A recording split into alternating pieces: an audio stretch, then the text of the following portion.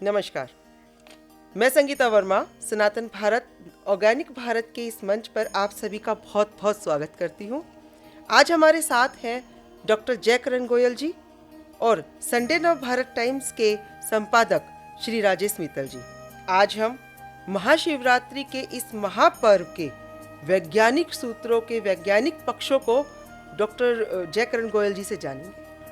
Doctor साहब, इस बुधवार को 26 फरवरी को महाशिवरात्रि है, तो आपसे हम जानना चाहेंगे कि महाशिवरात्रि का महत्व क्या है। महाशिवरात्रि वास्तव में धार्मिक विषय है और धर्म को लेकर के कुछ बातें पौराणिक हैं, कुछ मान्यताओं पर आधारित है, जिसमें कर्मकांड भी समाहित है। लेकिन मैंने जब इस विषय के ऊपर शोध शुरू की तो मैंने पाया कि सनातन समाज प्रकृति विज्ञान, natural science, the law of nature, नैसर्गिक विज्ञान, इसके साथ गुंथा हुआ है। तो हमारे ऋषि मुनियों ने प्रकृति के साथ जुड़ करके जीवन जीने की एक शैली बनाई जो विशुद्ध विज्ञान पर आधारित है। उसी में जो ऋतुएं बदलती हैं, प्रकृति बदलती है, उसी में बदलते बदलते मौसम में पतझड़ आ गया। पतझड़ बसंत पंचमी मनाते हैं पतझड़ के बाद जी। बसंत पंचमी का जो पौराणिक महत्व है और जो ऋषियों ने जिस महत्व को खोज की, वो काम और रति इनके आकर्षण से जुड़ा हुआ है। लेकिन ये विषय विषांतर ना हो, इसलिए इस विषय को यहाँ छोड़ करके इसकी फिर चर्चा करेंगे। पतझड़, वसंत, और वसंत के बाद जब पतझड़ का मतलब क्या, विसर्जन। और विसर्जन और सर्जन ये दोनों सृष्टि जीवन का आधार है। विसर्जन भी अवश्य होगा, सर्जन भी अवश्य होगा। नए सर्जन का परिचायक, नया सर्जन जो भी होगा वो इस सृष्टि के अंदर जिस चीज का भी होगा, पुरुष तत्व और स्त्रीत्व, मेल और फीमेल के मिलन से होगा। काम मेल, रति फीमेल, प्रकृति और पुरुष दोनों के मिलन से होगा। तो पतझड़ आ गया, मतलब एक साल पूरा हो गया, अंतिम समय पतझड़ का सृष्टि के अंदर, प्रकृति के अंदर जी नया सर्जन होना है, वो विसर्जन का समय आ गया। पेड़ों के ऊपर नए पत्ते आएंगे, पुराने झड़ेंगे। तो जब नए पत्ते आएंगे, नई उत्पत्ति होगी, सर्जन होगा, तो फिर मेल और फीमेल मिलेंगे। पतझड़ सर्जन विसर्जन का आधार है। और उस मिलन को सृष्टि ब्रह्मांड के अंदर, पूरी प्रकृति रचना में पुरुष और प्रकृति के मिलन का नाम महाशिवरात्रि है। क्या बात है, ये तो एक नई व्याख्या है। नहीं, नई नहीं है, हमारी समझ में नैसर्गिक व्याख्या है, दबी हुई थी। तो फिर महाशिवरात्रि, तो महाशिवरात्रि वो एक तरह से विवाह है। पूरी सृष्टि में प्रकृति और पुरुष का मिलन, विवाह कह लीजिए उसको जी। वो जो रात्रि है वो शिवरात्रि है। सृष्टि के अंदर कोई भी वस्तु बिना बीज के नहीं है। आप आम खाएंगे, गुठली जरूर मिलेगी। अब उस गुठली को आप धरती में रोपित कर देंगे तो दोबारा एक पेड़ बन जाएगा, पूरे आम बन जाएंगे। एक गुठली से ऐसा आम बन जाएगा, पता नहीं कितने 100 सालों तक उसका जनाब बीज आपको मिलेगा, हजारों आम मिलते रहेंगे, आम मिलते रहेंगे। वो जो सिद्धांत है सृष्टि का, पुनरावृत्ति का सिद्धांत, हर उत्पत्ति के साथ बीज है। पुरुष के अंदर भी बीज है, स्त्री के अंदर भी बीज है, ताकि सिलसिला चलते रहे। सृष्टि की कोई चीज ऐसी नहीं है जिसके अंदर बीज नहीं होगा। उसकी रचना सिद्धांत साथ में चलता है, सर्जन साथ में चलता है, विसर्जन भी जरूर होगा। सृजन भी जरूर होगा। महाशिवरात्रि सृष्टि के सर्जन विसर्जन के नियम को पालन करने के सिद्धांत का नाम है। उसको उत्सव के नाते हम लोग मनाते हैं। भारत के अंदर कोई दिन ऐसा नहीं है जिस दिन कोई उत्सव ना हो, और हमारे सारे उत्सव, और इसके बाद फिर आ जाएगा आपका दुर्गाष्टमी, नवरात्रि आ जाएंगे, फिर नया उत्सव आ जाएगा, वो लगातार चलता ही रहेगा, चलता रहेगा। भारत की धरती, सनातन समाज विशुद्ध नैसर्गिक विचार का अनुगामी है, लॉ ऑफ नेचर, और केवल भारत नहीं, दुनिया के सब मनुष्यों पर लागू होता है, सब जीवों पे लागू होता है। पूरी ब्रह्मांड का एक नियम है जो बदल नहीं सकता, कोई माने ना माने। तो जो पूजा पाठ है, आपने कहा कि इसके साथ पूजा पाठ को जोड़ दिया गया, हाँ, लेकिन क्या उनका भी महत्व है? क्यों नहीं है? मैं तो, आप प्रकृति के अंग हैं। उस प्रकृति जो आपको बिना मांगे प्राणवायु देती है, जो आपको बिना मांगे पानी देती है, उसी नैसर्गिक विज्ञान से आप मांग रहे हो, कामना कर रहे हो, इसमें गलत क्या है? तो हमारे अंदर जो धर्म की बात बनी, जो शिवरात्रि जैसे उत्सव बने, सारे प्रकृति के साथ मनुष्य को जोड़े रखने के लिए। ये एक बड़ी गहरी बात है कि हम लोग उसको प्रकृति विज्ञान के साथ जुड़कर जिए। प्रकृति के बदलते मौसम के हिसाब से सारे उत्सव हैं। अगर मौसम बदला है तो वसंत आया है, हाँ। मौसम बदला है तो शिवरात्रि आई है, मौसम बदला है तो होली आई है, हाँ। मौसम बदला है तो नवरात्र आए हैं। वो प्रकृति के तालमेल के साथ, प्रकृति के तालमेल के साथ जीवन जीना है, ताल के साथ ताल मिलाया हुआ है। हाँ, और अगर हम उसके साथ नहीं जीते हैं तो हम गलत करते हैं। हाँ। तो मनुष्य का जो मस्तिष्क है, उसको नियंत्रित रखने के लिए उसको प्रकृति के साथ सामंजस्य करके और उसको साथ लेकर के प्रकृति निहित जीवन जीने की प्रेरणा देता है। ये बहुत अहम है कि हम प्रकृति के ताल के साथ ताल मिला के चलें, और अगर हम इन त्योहारों को मनाते हैं, we are part of nature, तो हम उसके साथ हम तालमेल बना रहे हैं। हाँ। और अगर नहीं मनाते हैं तो हम चूक रहे हैं। तो वो 24 घंटे मनुष्य को हथौड़ा मार के रखना पड़ता है कि सीधा रहे, प्रकृति विज्ञान ये है। इसलिए बीच बीच में त्योहार आते हैं, हाँ, कि लाइन पे आ जा, लाइन पे रखने के लिए उसको। और डॉक्टर साहब, मैं ये भी समझना चाह रहा था कि शिव का जो स्वरूप है, एक तो कहते हैं निराकार है, और उसको साकार रूप में हम शिवलिंग के रूप में, उनके निशानी के रूप में चुन। शिव पूर्णतः साकार है, उसको केवल मात्र विचार में समझने की आवश्यकता है।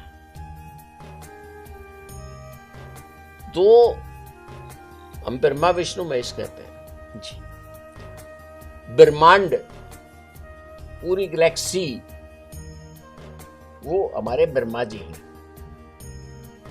अब किसी कथाकार ने, कहानीकार ने, पौराणिक कथाओं ने उसका एक स्वरूप बना दिया, भाई ये ब्रह्मा जी की उत्पत्ति हो गई जी। ब्रह्मांड का नाम ही ब्रह्मा है, साकार है।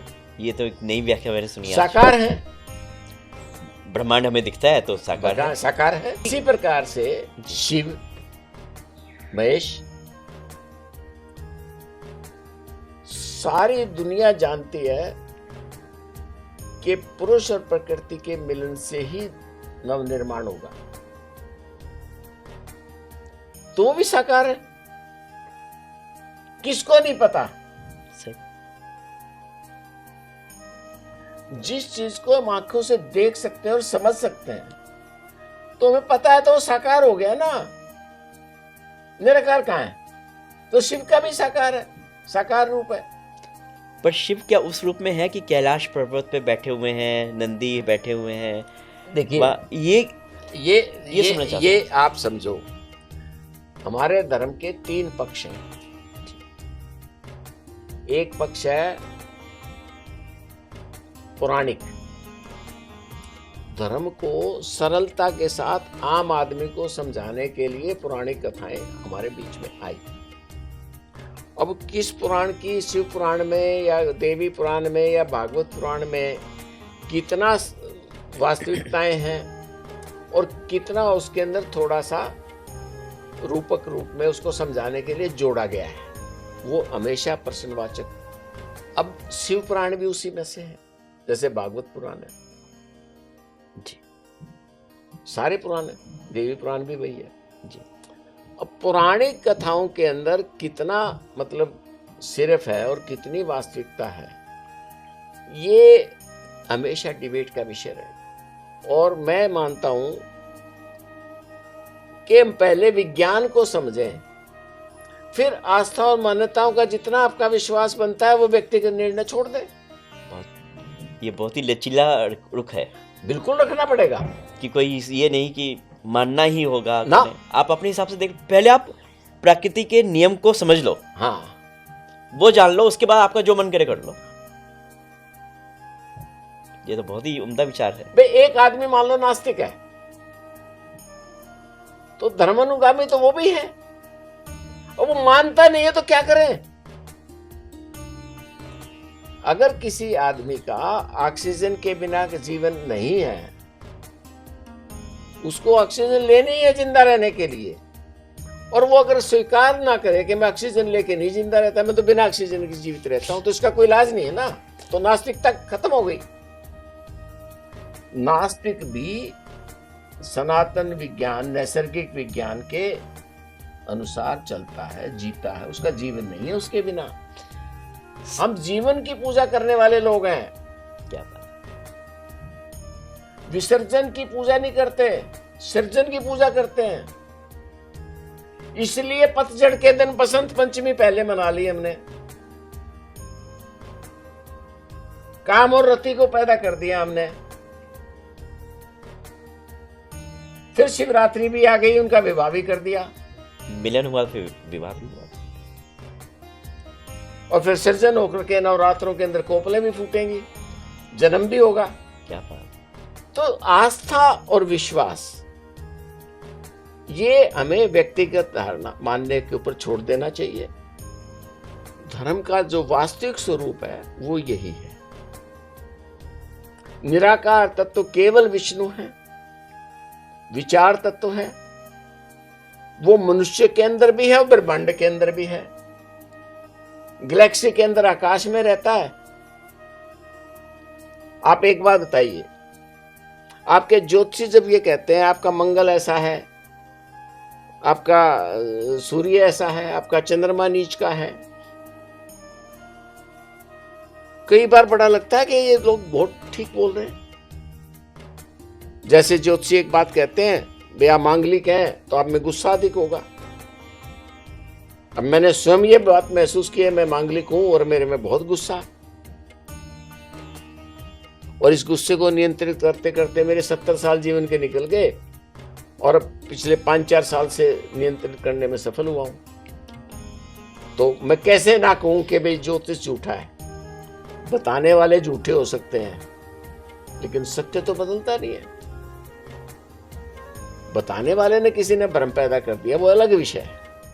आपका मतलब ज्योतिष एक विज्ञान है, कुछ लोग सही हैं, कुछ लोग गलत हैं। हाँ, वो तो कुछ लोगों की गलत आकलन है उनका। कुछ लोगों के गलत होने से विज्ञान, वो जो विज्ञान है वो गलत नहीं हो जाता। हाँ, विज्ञान थोड़ा बदल जाएगा।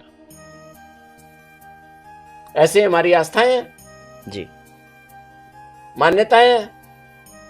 शिवरात्रि के प्रति अलग अलग कथा कहानियां हैं, लेकिन पूरी सृष्टि का, पूरी गैलेक्सी का मेल और फीमेल तत्व का मिलन महाशिवरात्रि है। क्या बात। और जिसके ऊपर ये सृष्टि चलायमान है। ये तो आपने बहुत अच्छी तरह बता दिया कि मेल और फीमेल के मिलन का नाम महाशिवरात्रि है। हाँ।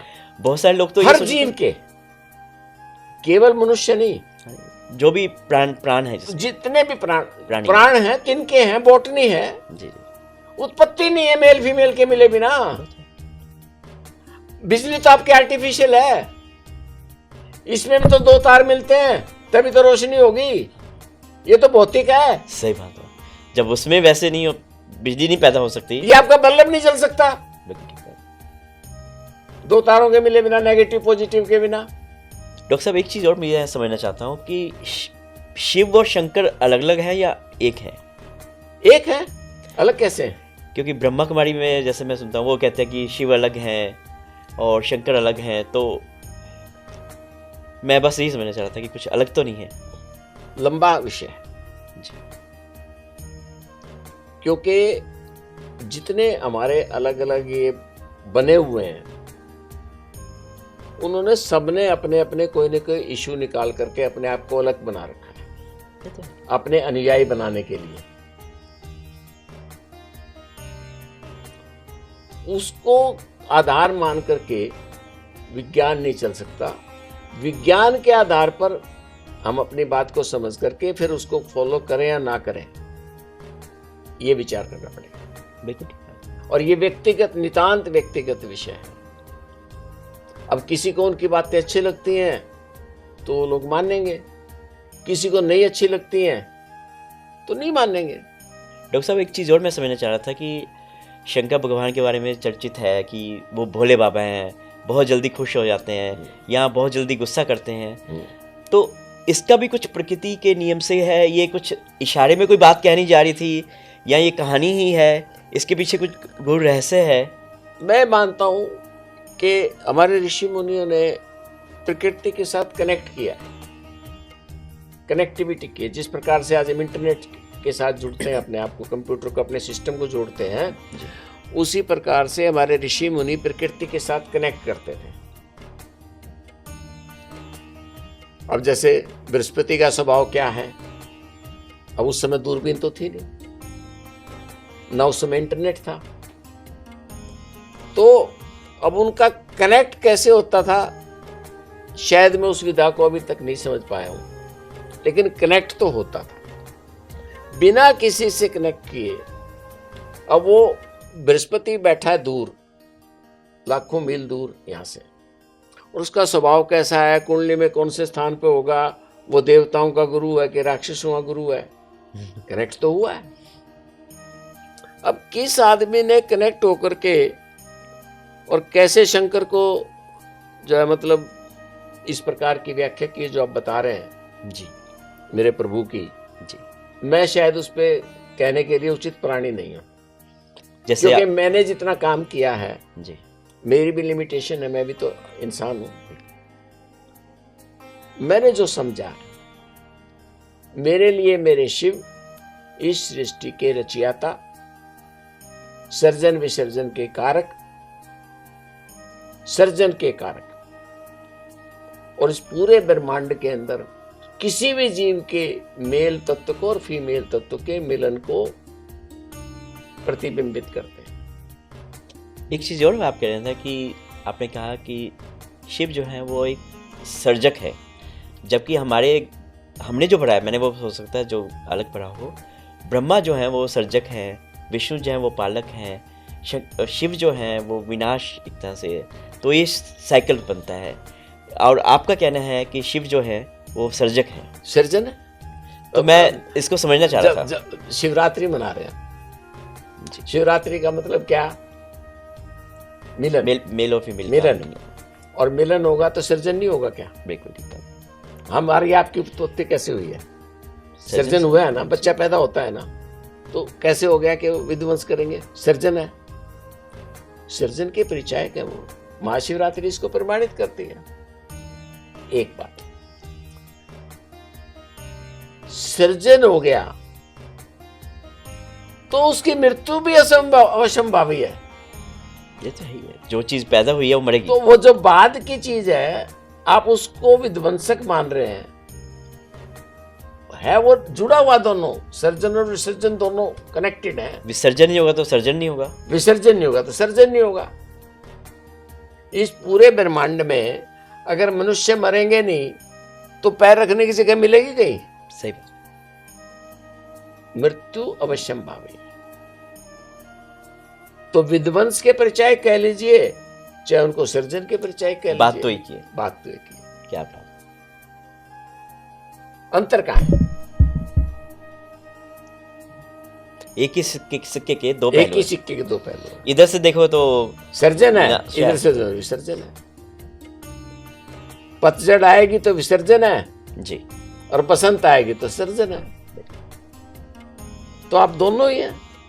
शिवरात्रि और शिव पूरे ब्रह्मांड का प्रतिनिधित्व करते हैं, केवल मनुष्य का प्रतिनिधित्व नहीं करते हैं।